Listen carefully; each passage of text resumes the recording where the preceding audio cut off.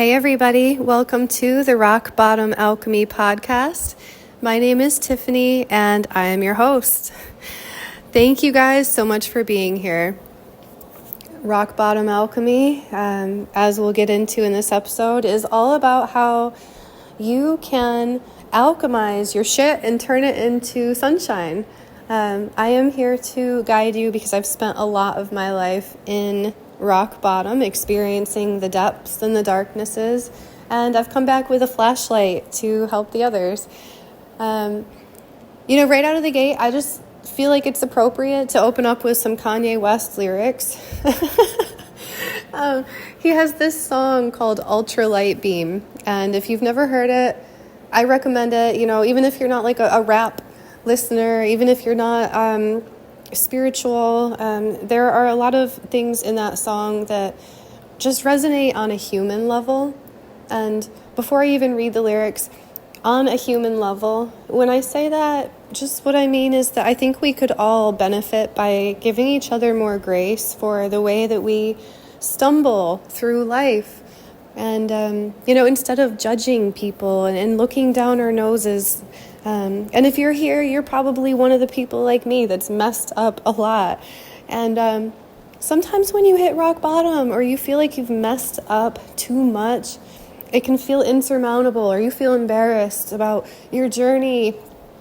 And that's kind of why I'm here, guys, is to be your cheerleader and let you know it's okay to mess up. It's human. We're not perfect, and our journeys are inevitably going to have twists and turns and pits and falls, and that's part of the human experience. So right at the end of his song Ultralight Beam, he says, Father, this prayer is for everyone that feels they're not good enough. This prayer is for everybody that feels like they're too messed up. For everyone that feels they've said sorry too many times. You can never go too far when you can't come back home again. That's why I need faith. And he says a couple more things there at the end, but you get the idea. See, I have goosebumps right now because when I hear things that just hit me on a human level, it resonates. And, when you are at rock bottom, that's the kind of stuff you need to hear, is somebody like speaking life into you and over you and letting you know that you're never too far gone, you're never too broken, you've never messed up too badly that you can't recover, even though when you are in your rock bottom, it sure as heck feels like it, right? So I thought if you've experienced rock bottom, then you kind of know, right? Rock bottom is an array of different situations. It's not like you can just define rock bottom and say, oh yeah, rock bottom is when you get divorced. Or rock bottom only lasts 6 months and, like it's a medical condition. Or you get the idea. Rock bottom is an amalgamation of different things, and you can experience rock bottom many different times in your life in a whole different set of circumstances each time. So rock bottom to me is just a low point. And alchemy, I'll get into my definitions of that, but essentially, it's to turn your shit into sunshine. So let's talk about some examples of rock bottom. You could flunk out of school. You could get fired, or you could lose your job, lose your business. You could find yourself with insurmountable financial problems. You could become homeless. You could have an injury that causes severe disability. You might be at the end of a failed relationship. Maybe you ended up in jail. Maybe your mental health is in the toilet. It could be grief. It could be physical illness. You could have went through abuse. You could be stuck in freeze. You could have PTSD, loneliness, poverty, addiction, depression. Your reputation could be ruined. Everyone could be judging you. Maybe you got ostracized or scapegoated. Maybe you feel purposeless and directionless in life. Maybe you're exhausted. Maybe you're living in fear.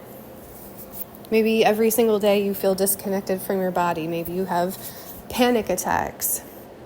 Maybe you lost all of your stuff, all your possessions. Maybe you have no car. I'm sorry if the audio is any bit of wild, you guys. This is not a professional podcast studio. This is me recording on my cell phone, and sometimes I talk with my hands and I be waving it around. So yeah, I apologize for that. But you get the idea. So you can experience a multitude of different rock bottoms, and in life, how you navigate your rock bottoms is really the blessing. I think at the bottom is where you have the opportunity to get quiet and go inward and start seeking the lessons and the blessings of the situation. And when you get stuck at rock bottom and you can't seem to get out, sometimes that means that there's more to extract. And you need to pull deeper. There's more to alchemize. And yeah. I find that when you're interested in pulling the lesson out of the dark space, that's where real growth happens. And you have to give yourself space and grace, even when other people don't. No matter how funny it looks, no matter how slow other people might think you're moving, that's not what it's about, Rock bottom is a chance to reset and to recognize that you are on your own unique journey, separate from anyone else. And if other people don't get it, then they don't get it. And that's okay. Of the examples of rock bottom that I listed off, I've experienced almost all of them myself. I have never been to jail. That might be the only one. I would have to go back through the list. So I'm right there with you. It's what gives me passion for this career path that I'm venturing down. I have a huge, huge soft spot in my heart for people who are going through it. Partially because when I was going through the hardest parts of my life, I felt really alone. I felt really isolated, and I felt misunderstood a lot, judged. Like, people didn't really get it. Like, people were just kind of, speaking about me, but not to me. And it can feel really lonely when you're at the bottom. And I happened to experience a lot of rock bottoms all at once. And it took me to a really dark place. And one of the guiding lights that I found, if we're going to be in the 2020s and everything's digital, then at least I was able to make the most of the fact that I could put in a set of headphones and listen to someone speak life into me. And that's something that wasn't available 30 years ago. So it's pretty cool that we can do that now. I wanted to give you guys my analogy of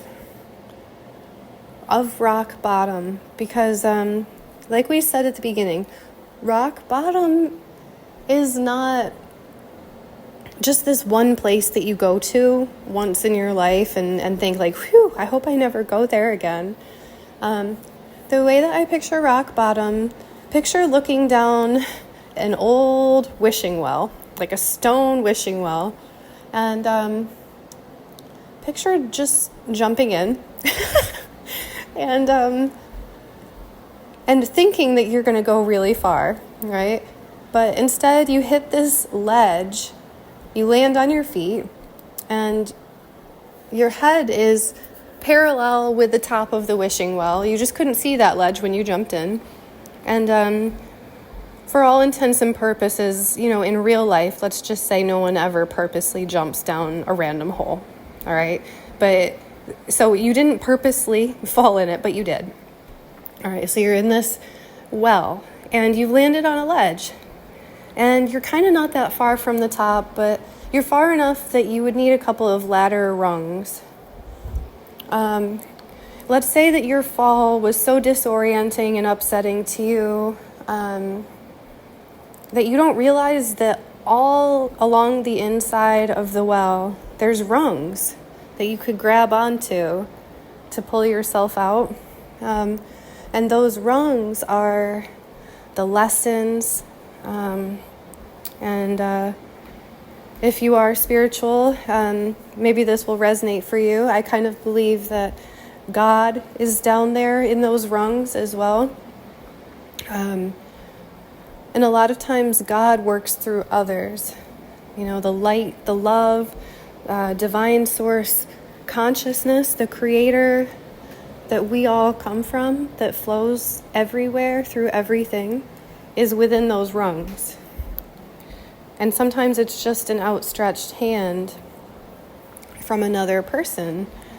But maybe you're so lost in the turmoil, right? Maybe it's like a bad breakup and you're young, and instead of seeing these rungs, the lessons, the blessings, the opportunities for growth, you get really caught up in the turmoil, in the sadness and the darkness of it all. And you're not that far from the top. You can still see the light.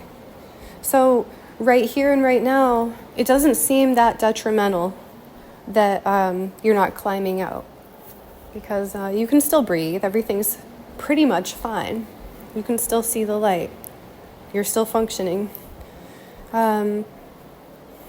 But you slip off the ledge, something else happens, you start using a substance to cope, and next thing you know, you're in active addiction, and you slip off your ledge and you start falling, and you're like, oh no, and it feels out of control, and boom, you hit another ledge. You didn't go that far. There's still rungs all around you. There's still people and resources. There's still the light that's available there for you, but the oxygen is a little bit more constricted. Things are a little bit different. It's a little damper. It's still a form of rock bottom. So these ledges that I picture us falling on, like kerplunk, to me, those are just all the different ways that someone can be at rock bottom. Maybe while you're in addiction, you lose somebody, and now you're grieving. And plunk, you go down further. And maybe now you slip into poverty. Plunk, you go down further. And maybe you don't have enough food on your table, and you fall into a life of crime so that you can afford to eat. Plunk. It's survival. You're doing what you have to do, And right, so you can see there's all these different ways that a person can fall apart, unravel, and the further you go down the well, the darker it gets, the less oxygen there is, and the harder it is to see others, the harder it is to see those rungs. The more exhausting it would be to climb up all of those rungs. It's damp and you get a cough, The further you get away from the light, away from love, away from health, the harder it can be and the longer it can take to dig yourself back out. And maybe the rungs at the bottom have like weird algae on them too, and they're like slippery and stuff. So like even when you find the rungs, you're still like slipping around. And this is just my analogy, you guys, for the way that it can kind of, trauma and stuff can pile up on you. Rock bottom is not a glamorous place. It's not a great place to be. But the entire way down, all the way down to the bottom of the well, there are rungs. They might be slippery, they might be harder to see, but they're there the entire way. And essentially, there's choices for you to make at all points in your descent into whatever rock bottom platform that you've kerplunked onto. There's infinite platforms you could fall onto. We're all so different. We all have such different circumstances, right? But anyway, you can choose to grab onto the rungs. You can choose to hold on to the light. You can choose to grab somebody's outstretched hand. You can choose. There's a choice. And the day you decide to put your exhausted hand on a rung and start climbing is the day you are 1% better than the day before. It's the day you've made a different choice for yourself. It's the day you said, I am sick and tired of being sick and tired, and I'm not doing this anymore. I'm healing. If there are lessons to learn, show me the lessons, God. I want the lessons. I'm seeking the lessons. I want to grow.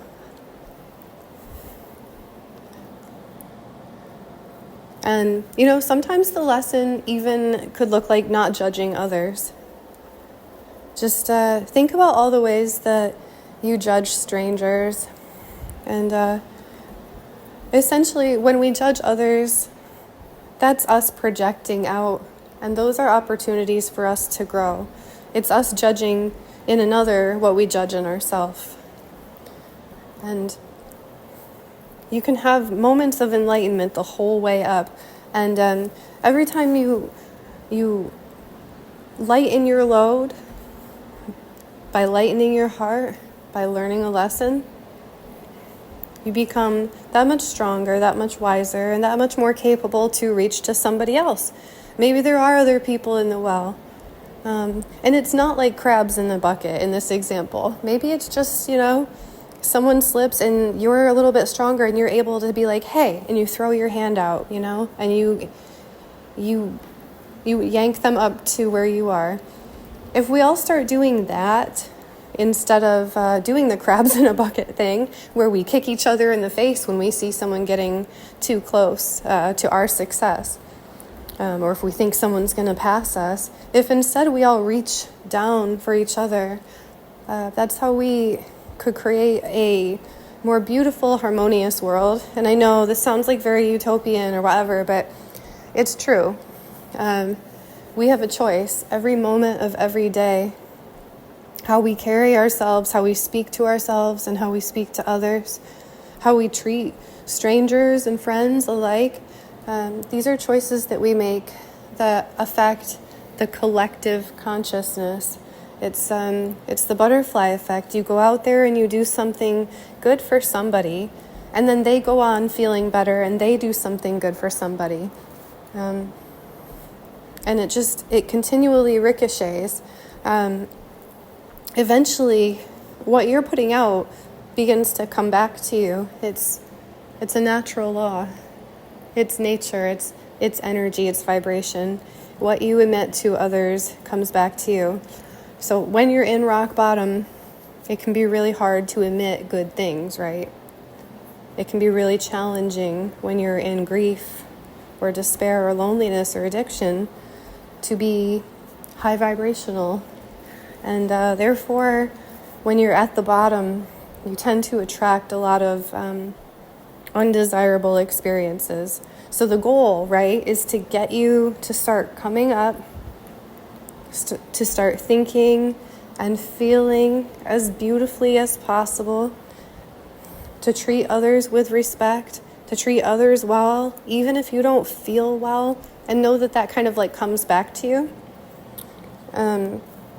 So yeah, that's just my analogy for how it looks, how it feels to be sinking down into rock bottom, And my personal journeys out from the various rock bottoms that I was at were extremely messy. I did slip and fall. It took me a long time to learn certain lessons, but it's like once you start to learn your lessons, you start getting more oxygen and more light. And it's a beautiful thing when you're able to recover.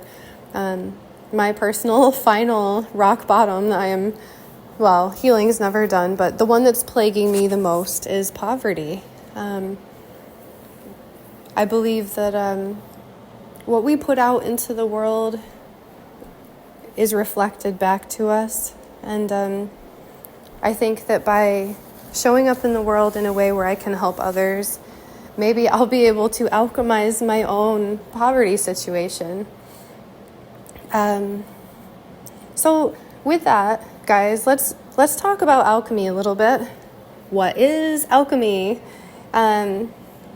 The traditional definition of alchemy is essentially, for thousands of years, people who were said to be alchemists were trying to figure out how to turn lead into gold. It's another word for that is transmutation, turning base metals like lead into gold. If you've heard of alchemy, that's possibly like the basic definition you've heard. Other goals of alchemy, because alchemy is kind of like scientific, but it's also kind of spiritual, philosophical. There's it's speculative. It's a practice. That's, for lack of a better term, that's when I said turning shit into sunshine. Alchemists try to find cures for diseases. Alchemists try to find a way to live forever. Alchemy, it's based on the idea that processes of nature could be understood and controlled.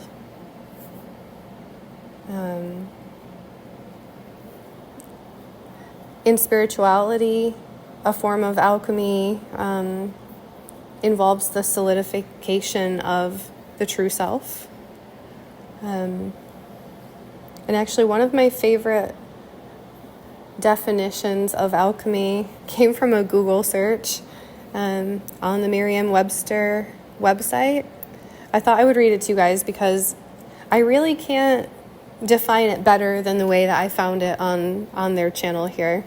So on the spiritual meaning of alchemy, Merriam-Webster says, alchemy is far more than transforming metal into gold. It is the practice of inner transformation. We all have the potential to transform our lives by aligning our thoughts, feelings, and actions with our highest and most authentic self.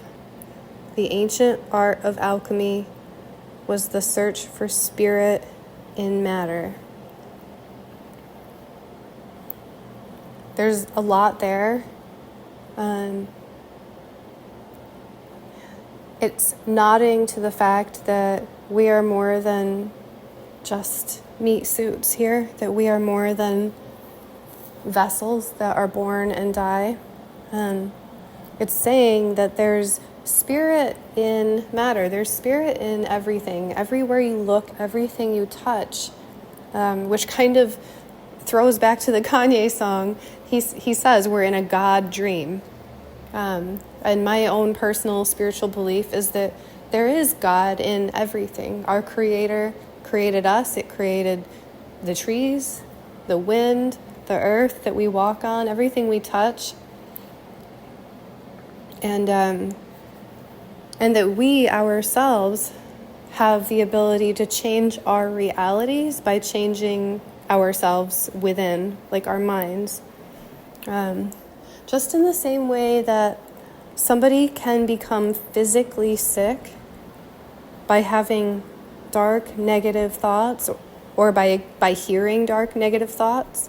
Your emotions are energy in motion, and if they are not like somatically released and processed You can get physical diseases. You can get actual, it's proven by science, like literally even Google agrees. Not that we need Google to agree with us, right? But because a lot is censored these days, and a lot of this metaphysical, spiritual stuff is, it's sort of taboo. It's bottled up. It's occult even. And the meaning of occult just is hidden. You know, when you hear the word occult, you're like, oh my gosh, you know, that's dark. But it just means hidden. It means that the most elite often take the most precious things, concepts, practices for themselves and store it away for their use. The peasants, the commoners, the people like us, we are not privy to some of the most beautiful parts of our existence, you guys. And it's been a hobby of mine to dig into matters of mystery, matters of the occult, matters of the heart, and emotions, the intangibles. And one of the coolest things that I've found is that just in the way that you can become sick by your thoughts, you can also create a beautiful existence and heal yourself with your thoughts, with spoken word, with what you intake, what you listen to, what you wear, what you eat, what you consume. Everything that you have in your environment and everything that you put in your vessel has the power to either raise your vibration, right, or lower it. And you know, even the concept of vibration was sort of, I don't want to say made taboo, but kind of. We don't really talk about it a lot. We talk about it in like a loose way. You know, we'll say like the vibe was off. Essentially, when you say the vibe is off, you're saying that your vibration and the vibration that whatever it is that you're talking about was emitting were in dissonance or not in resonance. And just like if you were to hear two instruments playing opposing notes that don't belong together, that create a dissonance, that sound awful, and it's like nails on a chalkboard, and you're like, no, and you have to get away from it. That's an example of dissonance. That can happen with environments too. You can walk into a place and be like, ooh, like you can feel the vibration is low. It can happen with a person. It can happen with foods and substances. You know, there's a difference in the vibration of an orange that grows organically and wild, never sprayed, never touched by humanity, that you pick off the tree and eat, versus, I don't even know if they're bioengineering oranges, but just a picture like a GMO, bioengineered, fake, chemical-laden piece of fruit that was picked underripe, and the orange was sprayed orange instead of being picked when it's orange. There's a different feel when you're eating something not of nature, something of a lower vibration. Or like a further example, you know, some food with red food dye in it that's packaged and processed and full of whatever hydrogenated stuff we shouldn't be eating. So yes, science is miraculous and preservatives are miraculous, but just that example alone, when you take in low vibrational food, it affects you. Maybe I'm thinking of this example because I've been fasting a lot, somewhat not by choice, and I've noticed a change in my vibration going up the less that I'm intaking. Yeah, and if you were to Google just along the lines of vibration and such, they say that love is the highest vibration, If you Google something like emotional vibration chart, it'll be image after image of the different emotions that we emit and their corresponding frequencies. Love, actually, on all of the ones that I looked up, love is like 400 or 500 in frequency. The higher in frequency you go, the better. So, for instance, shame is 20. Grief is 75. Anger is 150. Pride is 175. Courage is 200. Neutrality is 250. Willingness is 310. Acceptance 350. Reason 400. Love 500. Joy 540. Peace 600. Enlightenment 700 plus. So I'm sharing that with you guys because when you're at rock bottom, you are stuck in typically that lower rung of under 200 in frequency. Pride, anger, desire, fear, grief, apathy, guilt, shame. These are all low vibrational emotions.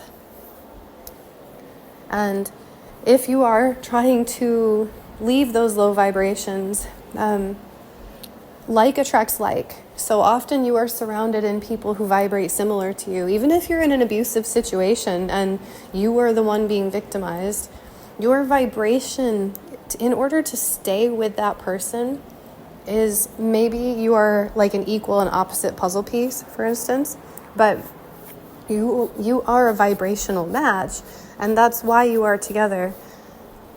If you decide to heal, if you say, I do not want anything to do with vibrating this low anymore, it's harmful to my health, my life is being destroyed, I want to change, I want to grow, I want to climb up the ladder rungs and get out of this hell that I'm in. It's just a decision away. It's maybe many decisions away, but it's one foot in front of the other. But often when you're surrounded with people of a low vibration, that crabs in a bucket analogy.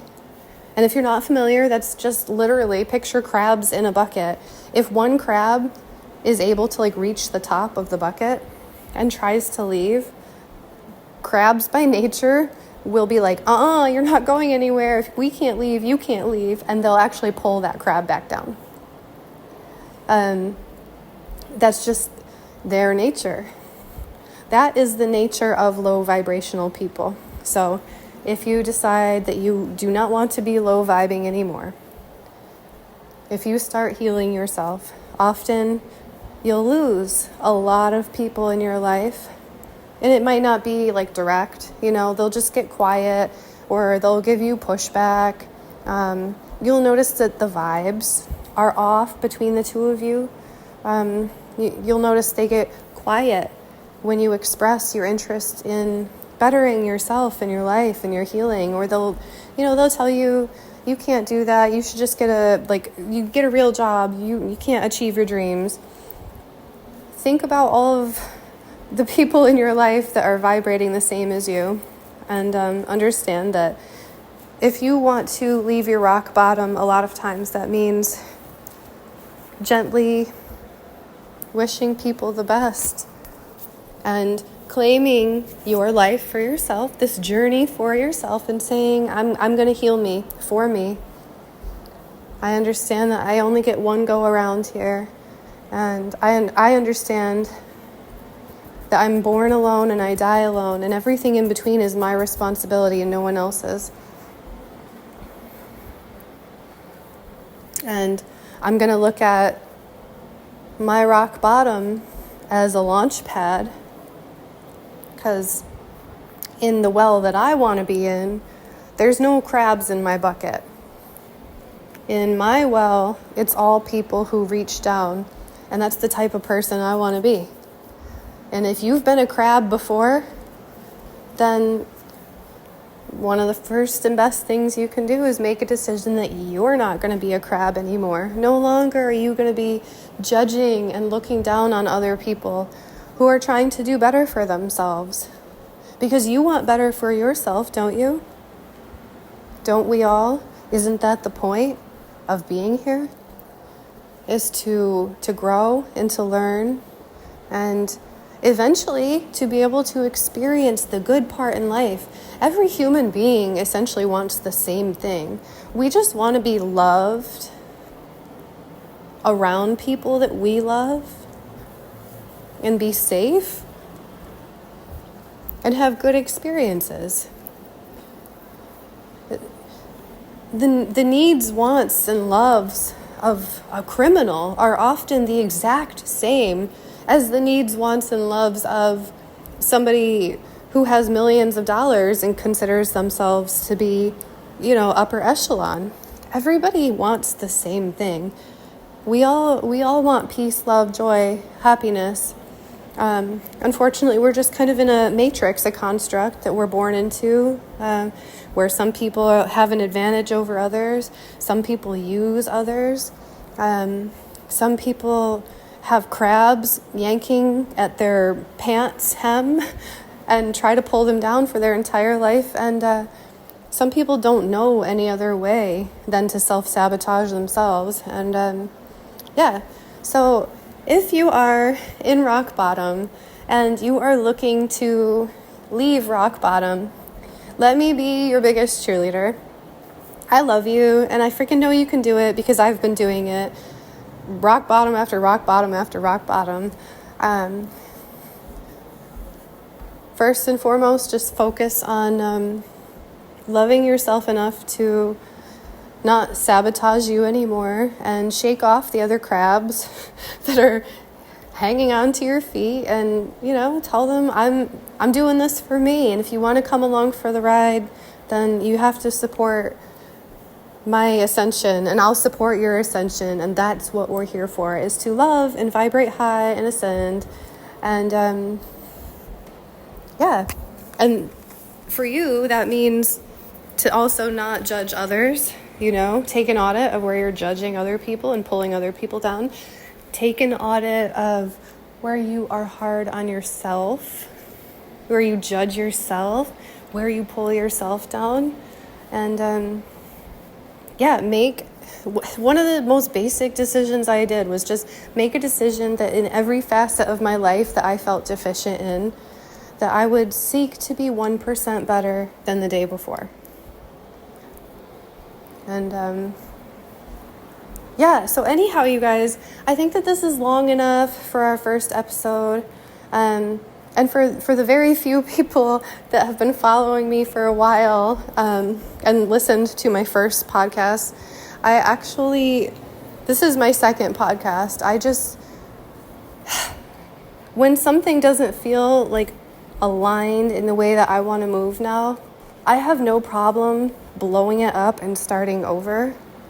And so this is actually my second attempt at a podcast. My first one I felt just as passionate about, but it just wasn't quite what I was looking to do.